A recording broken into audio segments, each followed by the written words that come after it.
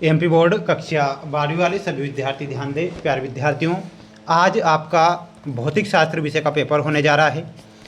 मेरे सभी प्यारे भैया बहनों से मैं ये कहना चाहूँगा कि आप सभी 9 बजे से पहले पहले इस क्वेश्चन पेपर को याद करें, क्योंकि ये पूरा का पूरा पेपर आ चुका है जो आज आपकी परीक्षा में पूछा जाएगा और ये पूरा का पूरा छपेगा। यहाँ पर आज जितने भी प्रश्न मैं बताऊँगा उन्हें आपको रट लेना है, क्योंकि 9 बजे से पहले जिन बच्चों ने पेपर को याद कर लिया तो माय डियर फ्रेंड्स पूरा का पूरा पेपर छप जाएगा। आइए शुरुआत करते हैं हमारे प्रश्नों से। क्वेश्चन नंबर आज फर्स्ट पूछा जाएगा, आपकी स्क्रीन के सामने आप देख सकते हैं। धारा घनत्व का एसआई मात्रक क्या होता है? प्यारे विद्यार्थियों, इसमें आपको लिख कर आना है एम्पियर प्रति मीटर स्क्वायर जो होता है धारा घनत्व का एसआई मात्रक होता है, तो इसमें आपको एम्पियर प्रति मीटर स्क्वायर करेक्ट करना है। दूसरा प्रश्न है, जो बच्चे हमारे साथ आज नए जुड़े हुए हैं चैनल को सब्सक्राइब जरूर कर लें। आप सभी बच्चों की जो आंसर शीट रहेगी वो फिक्स 12 बजे लाइव में बता दूंगा। शुद्ध संधारित्र युक्त प्रत्यावर्ती परिपथ में प्रवाहित धारा एवं आरोपित वोल्टता के मध्य कलांतर होता है, तो कलांतर क्या हो जाएगा? पाई/2 कलांतर होगा, तो इसमें आपको पाई/2 लिखना है। भाभा परमाणु अनुसंधान केंद्र कहाँ पर स्थित है? लिखना रहेगा ये मुंबई में स्थित है, भाभा परमाणु अनुसंधान केंद्र। अगला क्वेश्चन देख लो, ये रहा अगला क्वेश्चन। जर्मेनियम अर्धचालक में वर्जित ऊर्जा अंतराल होता है, तो लिखना है 0.72 EV। तो ये जो होगा वो क्या हो जाएगा? सही आपका आंसर होगा। अगला क्वेश्चन है, किस उपकरण का उपयोग दिष्ट कार्य के रूप में किया जाता है? प्यारे विद्यार्थियों, इसमें आपको लिखना है जेनर डायोड का उपयोग जो होता है दिष्ट कार्य के रूप में होता है, तो यहाँ पर आपको जेनर डायोड लिखना है। दूरदर्शी में नेत्रिका की फोकस दूरी अभिदृश्यक की फोकस दूरी से कम होती है, तो इसमें आपको लिखना रहेगा कम होती है। अगला देखिएगा, एक न्यूट्रॉन का द्रव्यमान होता है, तो 1.67 मल्टीप्लाई 10⁻27 किलोग्राम जो होता है एक न्यूट्रॉन का द्रव्यमान होता है, तो ये आप ध्यान रखेंगे। इसके बाद बढ़ते हैं अगले क्वेश्चन की ओर।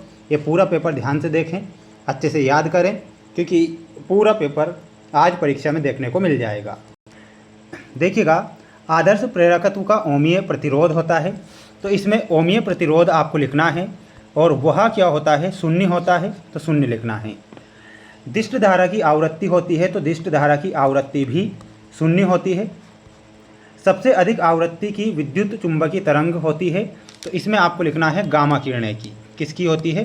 तो यहाँ पर आंसर होगा आपका गामा किरणें। प्रकाश तरंगों की आवृत्ति कोटि की होती है, तो इसमें आपको लिखना है 10⁻14 हर्ट्ज कोटि की। प्रकाश का वेग विरल माध्यम से सघन माध्यम में जाने पर कम होता है, क्या लिखना है? कम होता है। चुंबकीय क्षेत्र एक राशि है, ये एक सदिश राशि है, तो इसमें आपको सदिश लिखना है। शंट के उपयोग से धारामापी की कम हो जाती है, तो क्या कम हो जाती है? इसमें आपको ध्यान रखना है सुग्राहिता कम हो जाती है। यहाँ पर आप सुग्राहिता ध्यान रखेंगे और अच्छे से इन प्रश्नों को याद करके आप जाएंगे। चैनल पर जितने बच्चे नए जुड़े हुए हैं माय डियर फ्रेंड्स, चैनल को सब्सक्राइब जरूर करें। आपके लिए प्रयास और मेहनत लगातार कर रहा हूँ, जिससे कि आप परीक्षा में पास हो सकें। आज का ये पूरा पेपर है। अवरक्त तरंगों की खोज वैज्ञानिक रिटर ने की थी, तो ये आपको क्या लिख कर आना है? गलत लिखना है, यानी कि ये क्या हो जाएगा? असत्य हो जाएगा।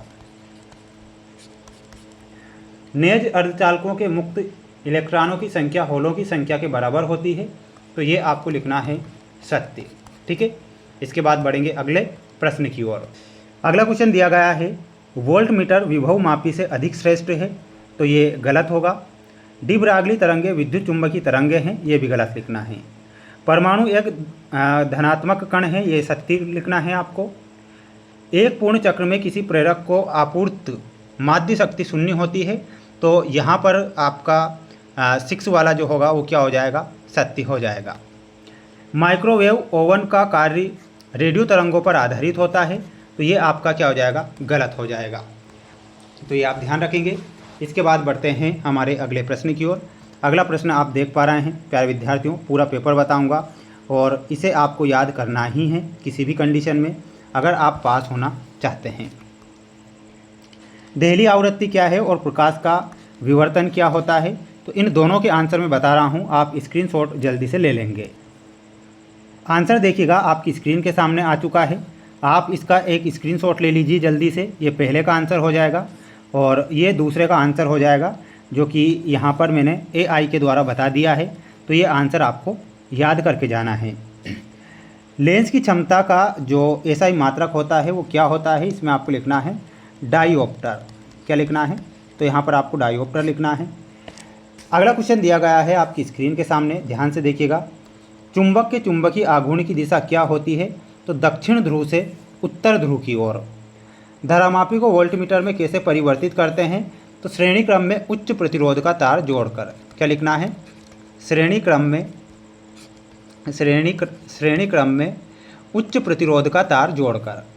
अनुगमन वेग पर ताप का क्या प्रभाव पड़ता है, तो ये आपको ध्यान रखना है सभी विद्यार्थियों को। अनुगमन वेग पर ताप का प्रभाव कम हो जाता है। क्या लिखना है, कम हो जाता है। विकिरण की ऊर्जा तथा आवृत्ति में संबंध बताना है, तो लिखना रहेगा E बराबर hv। तो ये आप करेक्ट उत्तर करेंगे। इसके बाद प्यारे विद्यार्थियों, ये कुछ क्वेश्चन हैं महत्वपूर्ण, आप इन्हें याद करके जाएं। चैनल पर नए हैं तो प्यारे विद्यार्थियों चैनल को सब्सक्राइब जरूर करना है। मेरे द्वारा IMP 4 सेट पेपर चैनल पर अपलोड कर दिए हैं, जिन्हें आपको देखना है और अपनी तैयारी को मजबूत करके जाना है। किसी प्रकार से रियल या वायरल पेपर के चक्कर में ना रहें, क्योंकि रियल या वायरल पेपर नहीं होते हैं, ओनली ऑन IMP क्वेश्चन होते हैं, जो कि मेरे द्वारा यहाँ पर बता दिए गए हैं। 4 से 5 सेट पेपर, उन्हें पढ़ें और अपनी तैयारी को मजबूत करें।